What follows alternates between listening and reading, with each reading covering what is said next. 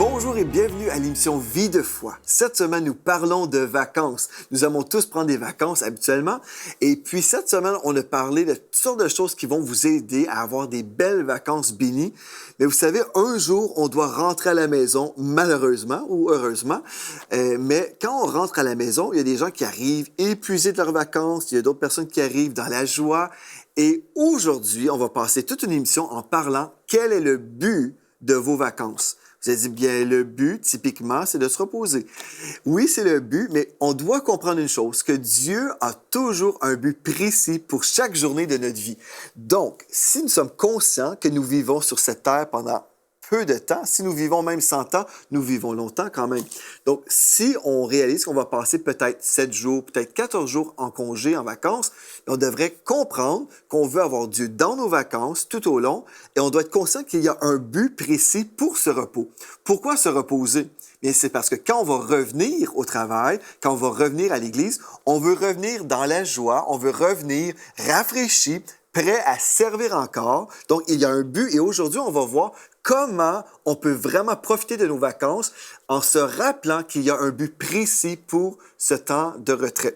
OK, donc, quel est le but? Si vous êtes célibataire, par exemple, on a parlé beaucoup cette semaine des familles, des couples, mais si vous êtes célibataire, peut-être vous êtes tenté de prendre votre temps de congé, votre temps de vacances. Peut-être vous êtes tenté de prendre ces temps-là, ces journées-là, juste pour faire des travaux autour de la maison. Des fois, les gens sont comme ça, ou même si vous êtes marié, peut-être vous dites, bien, toute l'année, je vois que je dois réparer telle chose dans la maison, et puis dans mes vacances, pendant ce temps-là, moi, je vais faire tel projet. Et c'est bien de faire certains projets. Mais si vous prenez tous vos vacances juste pour faire des projets, pour rénover, pour faire du ménage, bien, vous passez à côté de certaines choses. Et on doit se dire, est-ce que c'est le but de mes vacances? Est-ce que Dieu me donne ces 2 semaines de vacances pour faire des travaux? Et j'oserais dire que je crois que non. La majorité du temps, le Seigneur veut vraiment qu'on prenne un temps de repos pour justement être rafraîchi. Et aussi, si vous êtes en couple, bien, imaginez le mari s'il travaille pendant les 2 semaines et puis son épouse est à la maison seule, elle n'a rien faire parce qu'elle voit son mari faire tel ou tel travaux. Ça peut être l'inverse. Ou encore une fois, si vous êtes célibataire, peut-être vous êtes tenté de faire des travaux parce que vous vous dites, bien, bon, voilà mon temps, j'ai le temps maintenant. Et peut-être vous ne pensez pas d'aller à l'extérieur, peut-être vous ne pensez pas d'aller en voyage parce que vous vous dites « Ah, bien voyager seul, ça ne m'intéresse pas trop ». Mais vous pouvez voyager seul et avoir un bon temps béni parce que quand vous êtes un enfant de Dieu, vous êtes avec le Seigneur aussi en voyage. Et ça peut orchestrer des rencontres divines. Vous pouvez rester des fois dans des familles chrétiennes, vous pouvez parler avec votre pasteur ou vos autorités spirituelles et dire « Moi, j'ai à cœur telle ou telle chose parce que j'ai prié et Dieu m'a parlé, j'ai à cœur d'aller dans tel pays, connaissez-vous des gens? » Des fois, vous pouvez vous organiser un voyage spirituel, même si vous êtes célibataire, vous pouvez être seul physiquement, mais entouré spirituellement. Donc, il ne faut pas se limiter parce que nous sommes célibataires ou même si nous sommes en couple, nous sommes mariés, il ne faut pas se limiter à faire juste les projets qui sont là parce qu'on se dit, bien là, voilà mon temps. Non, on doit s'arrêter et dire, quel est le but? Quel est le but de ces 14 jours-là? Cherchez Dieu. Vous savez, c'est ça qu'on a dit tout au long de cette semaine. Cherchez Dieu et Dieu va vous diriger. Dieu peut vous dire, je veux vraiment que vous puissiez vous reposer, mais j'ai aussi un projet d'évangélisation peut-être. Peut-être vous allez partir aussi, peut-être une semaine en mission. Peut-être une semaine, ça va être vraiment juste pour vous détendre et une autre semaine, ça va être pour évangéliser, pour aller dans un voyage missionnaire.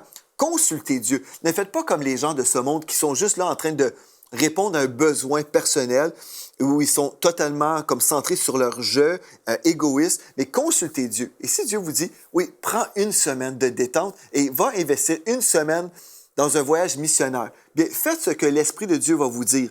Aussi, une des choses que vous voulez faire, c'est vous remettre en question. Des fois, on fait les choses par automatisme. On se dit, bien, ça fait des années, je voyage avec ma parenté. Et puis, à chaque année, vous partez ensemble, mais peut-être votre parenté vous décourage. Peut-être ces personnes-là sont super charnelles ou des personnes mondaines et peut-être vous êtes toujours découragé dans votre foi. Peut-être vous êtes influencé par votre famille. Ils vous influencent à faire des choses qui sont contraires à vos habitudes typiques, vos habitudes spirituelles. Peut-être c'est le temps aussi de vous arrêter et dire, quel est le but? Pourquoi Pourquoi prendre des vacances? Et pourquoi voyager avec telle ou telle personne? Peut-être vous devez vous remettre en question. Et si vous êtes prêt à vous remettre en question, peut-être vous verrez que OK, peut-être je suis toujours en train de faire certaines choses, mais je devrais arrêter et faire autre chose. C'est permis, vous savez. Dans la vie, là, des fois, les gens ne s'arrêtent jamais pour se poser des questions. Ils sont toujours dans un petit train-train, dans la routine. Mais arrêtez-vous et dites, bon, peut-être j'ai apprécié certains voyages avec certains membres de la famille, mais maintenant, puisque j'ai consulté Dieu, le Seigneur m'a dirigé autrement. Donc, c'est une chose très importante qu'on veut faire. Aussi, si vous dites, quel est le but? Bon, et le Seigneur vous dit, oui, il y a une semaine de détente, mais pendant votre relaxation, là, l'Esprit de Dieu peut vous dire, ça fait longtemps là, que tu veux écouter telle série sur enseigne-moi.com. Par exemple, tu veux t'enraciner dans la parole de Dieu sur la guérison divine. Bien, télécharge telle série. Audrey Marc a fait une belle série sur la guérison divine, par exemple. Et là, l'Esprit de Dieu peut vous rappeler ce désir que vous aviez pendant l'année où vous aviez eu à cœur, mais vous n'aviez pas eu le temps d'écouter la série. Pourquoi ne pas télécharger une série et vous apporter votre téléphone avec vous, votre portable, et comme vous êtes sur, je ne sais pas, sur le bord d'une piscine, vous êtes sur le bord de la mer, sur une plage étendue, vous pouvez écouter l'enseignement et grandir dans la foi. Quel est le but? Vous savez, il y a des gens qui existent, qui vivent leur vie comme ça. Ils n'investissent pas leur vie pour l'éternité. Ils font juste gaspiller leur temps. Mais Dieu nous appelle à racheter le temps. Et on ne doit pas être comme les gens de ce monde qui sont juste là en train de vivre pour eux-mêmes. Dieu nous appelle à vivre pour lui. Et quand on vit pour lui, Dieu nous donne des projets. Vous savez même, je me souviens, il y a quelques années, mon épouse et moi, nous sommes allés à Cuba. Et puis, je savais que là-bas, que les gens avaient besoin de certaines choses. Et puis, mon épouse et moi, on avait prévu de remplir nos bagages avec certaines bénédictions, des cadeaux qu'on était pour laisser là-bas à Cuba. Donc, on s'en allait relaxer, on s'en allait se détendre, gloire à Dieu, mais aussi, on voulait avoir une autre agenda, et puis c'était de bénir les personnes de l'hôtel. Donc, si on a un but, chaque jour, là, chaque jour devrait compter pour l'éternité, même un jour de relaxation. Parce que quand on se détend, bien, on ne fait pas juste ça, n'est-ce pas? On peut aussi bénir quelqu'un. Et puis, c'est une chose très importante. Donc, quel est le but de mes vacances? Le but ultime, bon, on dit c'est le repos, mais pourquoi se reposer? C'est parce qu'on va retourner à la vraie vie. Donc, OK, si je reviens à la vraie vie, là, je dois également discerner comment je vais vivre après mon temps de vacances. Beaucoup de chrétiens aiment les conférences. Mais là, quand on revient à notre église locale, des fois, ce qui se produit, on rencontre des chrétiens qui disent « Ah, bien, j'ai été dans telle église ou dans telle conférence, dans tel camp chrétien, et les gens étaient enthousiastes, et puis on vivait la présence de Dieu. Et là, je reviens à mon église, et puis, bon, c'est différent. » Mais vous savez, souvent, les chrétiens aiment vivre dans des conférences, mais la vraie vie chrétienne ne se vit pas dans une conférence. Souvent, quand les gens viennent dans une conférence, je ne sais pas, peu importe le sujet, bien, les gens viennent parce qu'ils veulent apprendre sur un tel sujet. On dit conférence de feu. Bon, bien, les gens qui vont fréquenter cette conférence, les gens qui vont se déplacer pour cette conférence, bien, ils viennent dans l'expectative, ils veulent vivre la présence de Dieu, ils veulent vivre le feu de Dieu. Donc, ils se déplacent dans la foi, dans la joie, dans l'expectative. Et là, vous êtes dans une conférence bénie, l'onction de Dieu est là, et là, vous rentrez à l'église. Mais ce n'est pas une conférence sur le feu, c'est une prédication sur la vie chrétienne. Et les gens qui sont là, certains viennent juste par routine, d'autres par religion. Hein, c'est juste des gens qui viennent à l'église comme ça. Et vous êtes en feu, mais ce n'est pas chaque personne en feu ou dans l'expectative. Bien, on doit comprendre que la vraie vie chrétienne ne se passe pas dans une conférence. Parce que dans la conférence, on a vraiment comme ciblé une population de personnes qui visent la même chose. Et on se dit, oui, mais dans mon église, je devrais vivre la même chose. Oui, on devrait toujours vivre la gloire de Dieu. Mais soyez la personne différente et influencez les gens de votre église pour vivre la présence de Dieu. Parce que je vais vous dire, la vraie vie ne se passe pas dans une conférence. Donc, on peut vivre des temps de ressourcement dans une conférence. Et là, quand on revient à l'église, on devrait être une influence bénie. On devrait influencer les gens. Si vous dites, ah, mais dans la conférence, tout le monde louait le Seigneur. Mais dans votre église, louez le Seigneur. Adorez le Seigneur. Chantez. Vraiment, prenez votre liberté. Et vous savez, si on peut vraiment comprendre, il y a une différence entre les vacances, il y a une différence entre une conférence et une vie chrétienne à long terme. Quand on se repose, on revient pour être une personne encore plus forte, plus engagée, plus stable dans les voies de Dieu. Pas pour être une source de démotivation, pas pour se plaindre, pas pour comparer avec ce qu'on a vécu. Il y a des gens comme ça. Ils reviennent de vacances et on se dit, mais coudonc, mais pourquoi tu reviens comme ça, dépressif, découragé et décourageant? Si on passe du temps en relaxation, en retrait, c'est pour revenir plus fort. Donc, quand on revient, on ne devrait pas être démotivé et démotivant. Donc, ce qu'on va faire, on va comprendre, je suis engagé à long terme dans une marche chrétienne, dans le combat de la foi. Il y a des temps, bon, je vis des percées, il y a des moments où je vis une saison de réjouissance. Et là, je reviens à l'Église et je vais me réjouir encore. Mais je comprends que ma vie, là, c'est vraiment une vie où je dois être constant dans les voies de Dieu. Je suis engagé dans le combat de la foi. Et certains dimanches à l'Église seront des dimanches de gloire, de feu, la présence de Dieu descend. Et il y a d'autres dimanches, par exemple, où on ressent que bon, l'Esprit de Dieu est en train de diriger des choses dans l'Église pour amener une correction. OK? Donc, on est dans l'Église, il y a un message peut-être prophétique qui est annoncé, qui est déclaré, qui est prêché un dimanche matin. Et là, c'est un message de correction. Et nous comprenons que nous sommes engagés dans le combat de la foi. Donc, nous sommes sur une piste où nous avançons, où il y a parfois des vents contraires, où parfois il y a des messages qui sont là, qui sont prêchés pour nous corriger. Mais gloire à Dieu, bien, je suis là dans mon église locale et Dieu m'appelle à être constant. Mais celui qui dit, un instant, j'entends un message ici, que moi j'appelle un message de brocoli, un message que le pasteur donne, qui est nécessaire, mais qu'on n'aime pas vraiment. Un message que la chair ne veut pas. Et si nous sommes charnels, nous pouvons dire, ah bien, je me souviens quand j'étais en vacances, quand j'étais dans telle conférence, ah là, je ressentais telle ou telle chose, mais là, je reviens à l'église et me voilà en train de recevoir un message qui me corrige, qui me déplaît, finalement. Donc, la chair n'aime pas ça. Et là, je peux dire, ah, je préfère la conférence. Et là, on se plaint, on parle à droite et à gauche, on parle contre le pasteur. Finalement, on est en train de perdre le but, là. On est en train de manquer le but, on manque la cible, et puis on est en train de commettre le péché de la rébellion, peut-être. Donc, si je compare comme ça, mais si je réalise plutôt, un instant, Dieu m'appelle à poursuivre sur le chemin du Seigneur. Dieu m'appelle à vraiment livrer le combat de la foi et je dois réaliser que je ne vis pas dans une conférence. Je ne vis pas nécessairement avec des personnes qui sont en vacances. Là. Peut-être il y a quelqu'un dans mon église qui passe à travers une épreuve. Peut-être en ce moment, je dois pleurer avec celui qui pleure. Peut-être je dois me réjouir aussi avec la personne qui se réjouit. Mais l'église locale, c'est là où la vraie vie chrétienne se passe. Certainement à l'extérieur aussi, parce que l'église, en fait, ce n'est pas le bâtiment, ce n'est pas le dimanche matin seulement où ça se passe. Mais en fait, la vie d'église, c'est avec mes frères et mes sœurs et on va avoir des hauts et des bas.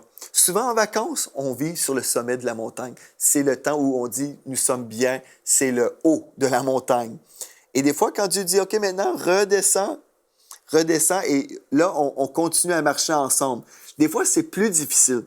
Mais le chrétien immature refuse de descendre. Et ici, je ne parle pas de descendre dans notre feu, de diminuer dans notre feu ou d'être charnel. Non, non.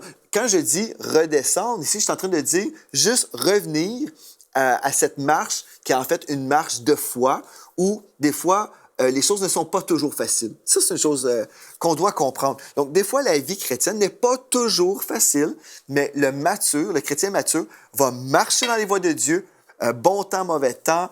Même si le soleil est là, bien, gloire à Dieu, je peux me réjouir, mais s'il pleut un jour, je vais continuer à servir mon Dieu. Donc, quel est le but de mes vacances? Le but est de revenir plus fort et d'être constant dans les voies de Dieu.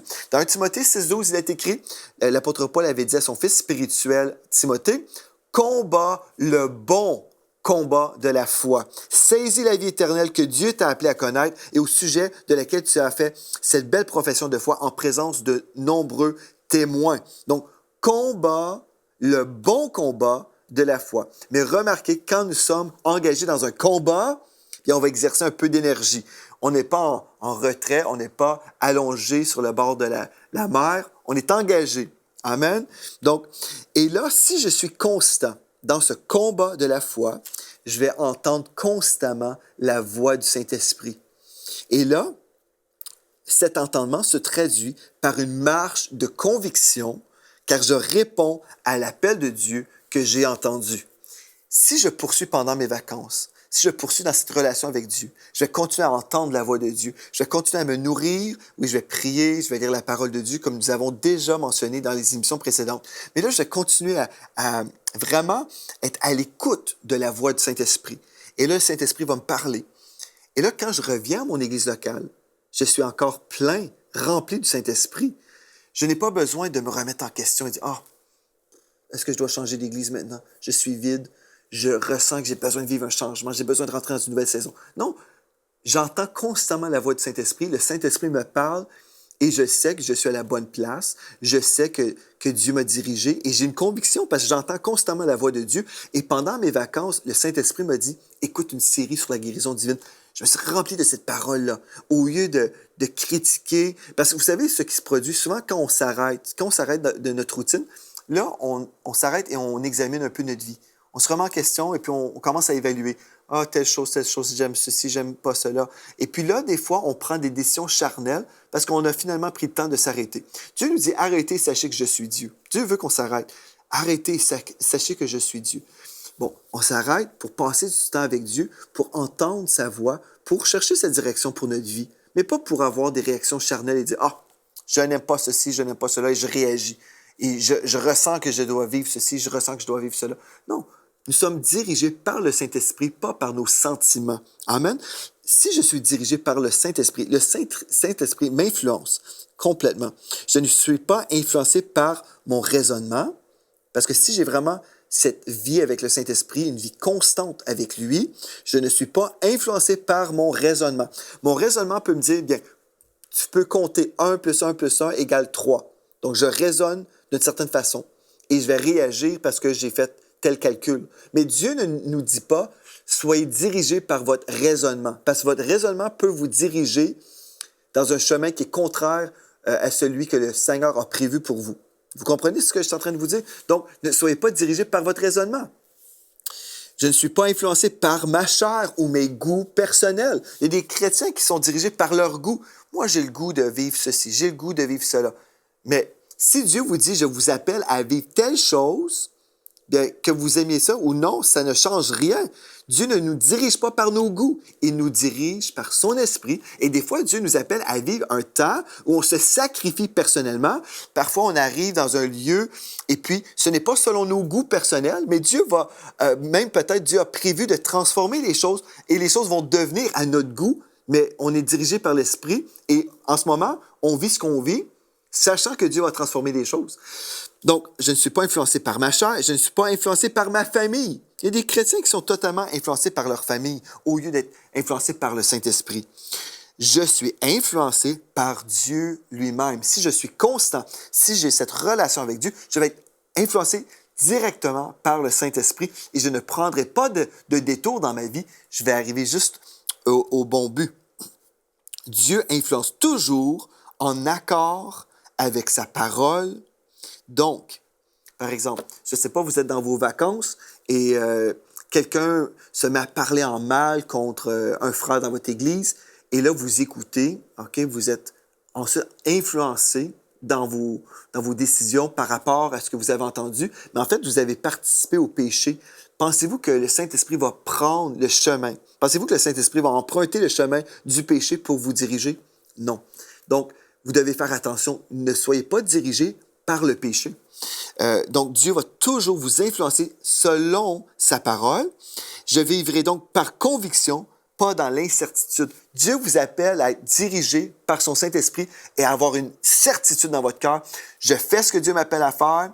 Je suis là où Dieu m'appelle à être et je vais honorer le chemin de Dieu. Je vais honorer la volonté de Dieu avec ma vie. Dans ma vie, j'ai décidé, je vais faire ce que Dieu me dit de faire. Et puis, je réalise que Dieu m'appelle à devenir mature dans ses voies. Il y a tellement de chrétiens, et on le voit, surtout après les vacances. On voit des chrétiens revenir. Certains sont en conflit dans leur famille. D'autres personnes reviennent découragées. Ils avaient des attentes irréalistes. Ou d'autres personnes reviennent de leurs vacances totalement épuisées. Mais on dit, mais qu'est-ce qui s'est passé? Puis j'ai passé 2, 3 semaines à travailler dans ma maison, j'ai fait des rénaux, et puis là, je reviens, je suis épuisé. Et là, on dit, un instant, est-ce que Dieu voulait que vous reveniez de votre temps de vacances épuisé, en conflit, peu importe la situation, mais est-ce que ce que vous vivez aujourd'hui, est-ce que cette chose, cette réalité, est-ce que c'était la volonté de Dieu? Je pense que si on ne s'arrête jamais pour se poser des questions au tout début, si on ne prend pas du temps avec le Seigneur au tout début en lui disant, Seigneur, quel est le but de ces 14 jours ou de ces 16 jours? Quel est le but? Et Dieu devrait vous parler. Vous savez, la parole de Dieu nous dit, mes brebis entendent ma voix et elles me suivent. Donc, si vous avez cette conversation avec le Seigneur, il va vous dire, voici mon but. Mon but, peut-être une semaine en relaxation intensive. Après, voici un projet que j'ai en réserve pour toi. Peut-être c'est d'aller servir dans une famille de l'Église. Peut-être qu'il y a une famille, je ne sais pas, ils ont un jardin et puis Dieu vous dit, va faire, je ne sais pas, des travaux dans leur maison. Peut-être ce n'est même pas pour vous. Peut-être c'est juste pour quelqu'un d'autre. Et Dieu vous dit, va bénir parce que tu vas avoir vécu un temps de repos et là, tu vas pouvoir semer aussi. Vous savez, si on comprend que Dieu a un but, des projets de paix et non de malheur pour nous, bien, on va pouvoir être à l'écoute et on va pouvoir répondre à son appel. Mais si on fait selon notre raisonnement humain, on peut se brûler et là, on retourne au travail et nous sommes moins performants, nous sommes épuisés et peut-être on finit par perdre notre travail, peut-être on se fait congédier. Pourquoi? Parce que nous sommes épuisés, peut-être nous sommes irritables, peut-être nous avons manqué le but de nos vacances. Amen. Donc, Jacques 5, verset 12 nous dit, « Avant toute chose, mes frères, ne jurez ni par le ciel, ni par la terre, ni par aucun autre serment, mais que votre oui soit oui et que votre non soit non, afin que vous ne tombiez pas sous le jugement. » Pourquoi vous parlez de l'importance de nos paroles? C'est parce que si Dieu nous appelle à être fidèles envers les hommes, en disant, on s'est engagé pour faire tel projet, on va dire oui ou non. Et Dieu aussi s'attend qu'on va lui dire oui. Si Dieu nous dit, tu vas passer une semaine en te reposant et la semaine suivante, tu vas faire telle chose, dites oui au Seigneur. Et ensuite, ne revenez pas sur votre parole, mais honorez votre parole. Et dans Deutéronome 23 et au verset 23, la Bible nous dit, « Tu observeras et tu accompliras ce qui sortira de tes lèvres. » Et si Dieu voit, si Dieu entend, si Dieu veut qu'on marche dans l'honneur par rapport au décret de nos bouches, par rapport à nos engagements envers les êtres humains, il veut certainement qu'on puisse honorer nos paroles envers lui, qu'on marche dans l'obéissance. Quel est le but de vos vacances? Bien, le but devrait être de revenir et servir le Seigneur de tout votre cœur. Donc, si je sais que Dieu m'appelle à revenir dans la maison de Dieu après mes vacances, je vais comprendre aussi que Dieu a donné un commandement dans sa parole et non une suggestion. Plusieurs chrétiens s'imaginent que c'est une suggestion, mais je vais vous lire un texte ici en parlant justement de la fidélité envers l'Église locale. Dans Hébreux 10, verset 25, il est écrit « Ne prenons pas comme certains l'habitude de délaisser nos réunions. Au contraire, encourageons-nous mutuellement, et cela d'autant plus que vous voyez se rapprocher le jour du Seigneur. » Ou dans la Bible de Jérusalem, il est écrit « Ne désertez pas votre propre assemblée, comme quelques-uns ont coutume de le faire, mais encouragez-vous mutuellement, et d'autant plus que vous voyez approcher le jour. » Amen. Donc, je me repose, mais ensuite, je reviens et je dois comprendre que Dieu m'appelle à devenir un pilier dans la maison de Dieu. Je suis là, fidèle au poste. Je reviens, fidèle au poste. Certains diront, oui, mais ce n'est pas vraiment important d'être dans une église locale. J'ai entendu souvent ce mensonge circuler dans le corps de Christ. Et pourtant, vous savez, l'église, ce n'est pas l'invention des hommes, ce n'est pas l'idée d'un pasteur, mais c'est l'idée du Seigneur Jésus. Et pour moi, je vois dans le psaume 35 et au verset 18, ici, une exhortation, en fait, un passage qu'on devrait prendre au sérieux concernant l'importance de l'Église locale. Dans le psaume 35 au verset 18, il est écrit « Je te louerai dans la grande assemblée, je te célébrerai au milieu d'un peuple nombreux. » Je me repose pour entrer dans un travail pour le Seigneur. Et je te louerai dans la grande assemblée, je te célébrerai au milieu d'un peuple nombreux. Ici, là, je comprends que je vais retourner à l'Église et je vais louer Seigneur dans une grande assemblée. Pas dans ma maison, pas en écoutant la télévision, pas en me connectant sur Internet seulement, mais je vais retourner à l'église locale, dans la grande assemblée, et je louerai mon Dieu. Dans le psaume 22, verset 25, « Tu seras dans la grande assemblée l'objet de mes louanges, j'accomplirai mes vœux en présence de ceux qui te craignent. » Donc, j'ai le désir, j'ai la vision de retourner dans mon église locale, et je vais justement louer mon Dieu. Voilà. Vous allez dire, « Wow! » Donc, je prends des vacances avec un but. Je n'avais jamais considéré la notion que je pouvais être en vacances et être en mission en même temps. Oui, il y a une partie de cette mission, c'est de vous ressourcer physiquement. Comme on a vu cette semaine, on peut se ressourcer spirituellement également. Mais le but ultime, là, ce n'est pas simplement de revenir rafraîchi pour dire « je me sens bien », même si c'est un des résultats. Mais on revient se sentant bien pour donner à nouveau, pour servir encore plus, pour livrer le bon combat de la foi. Quel est le but de vos vacances, frères et sœurs? Si vous n'aviez jamais réfléchi à ça. Moi, je pense qu'il y a plusieurs chrétiens qui ne pensent pas à ça. C'est la raison pourquoi il y a des chrétiens qui vont prendre un petit peu trop d'alcool. Il y en a, c'est pour ça qu'ils vont s'engager dans certains péchés, la médisance, la convoitise. Peut-être ils vont même fumer de la cigarette pendant le temps des vacances.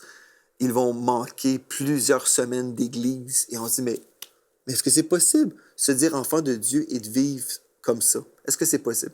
Oui, c'est possible. Malheureusement, je le vois tous les ans. Je vois des chrétiens qui décrochent de Dieu.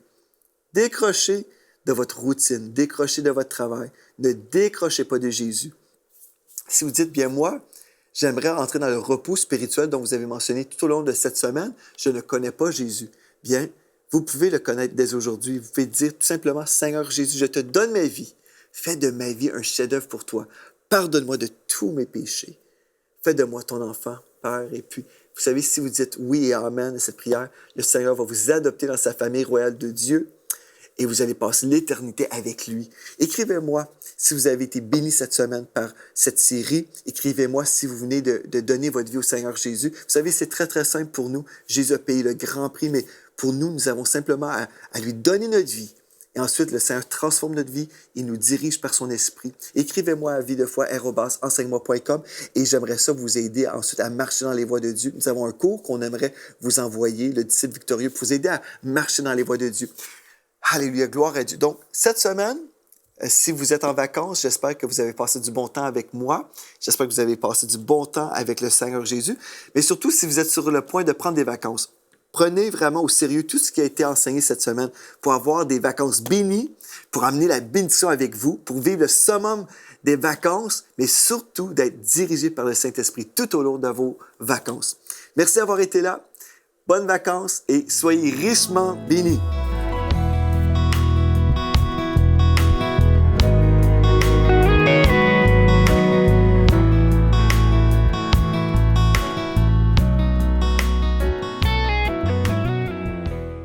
Cette émission a pu être réalisée grâce au précieux soutien des partenaires d'Enseignement Canal International. Retrouvez tous nos programmes sur emcitv.com.